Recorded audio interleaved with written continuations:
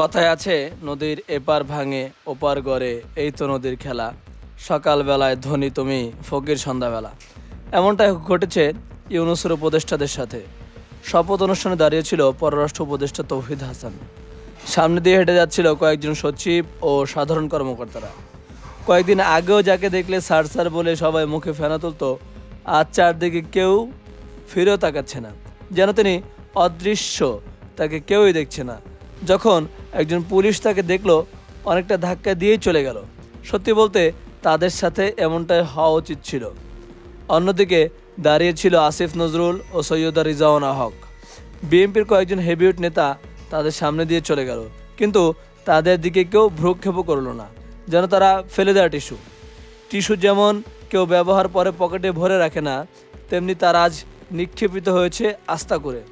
তবে তাদের বিদায়টা সম্মানের সহিত ও অনেক সুন্দর হতে পারত, কিন্তু তারা জাতির সাথে যে গাদ্দারি করেছে, তাদের সাথে এমনটা হওয়াটাই স্বাভাবিক। তারা শুধু জাতির সাথেই বেইমানি করেনি, তারা বেইমানি করেছে জুলাই যারা শহীদ হয়েছে সেই শহীদদের সাথে, তারা বেইমানি করেছে জুলাই যোদ্ধাদের রক্তের সাথে। তাদের এ বিদায় হতে পারত লাল গালিচার সংবর্ধনার সাথে। একটি বিশেষ দলকে সুবিধা দিতে গিয়ে তারা জাতির যে সর্বনাশ করলো, অবশ্যই এর জবাব তাদের দিতে হবে। তারা পালিয়েও পার পাবে না। মীর জাফরদের জন্য জাতির হৃদয়ে থাকবে চিরঘৃণা।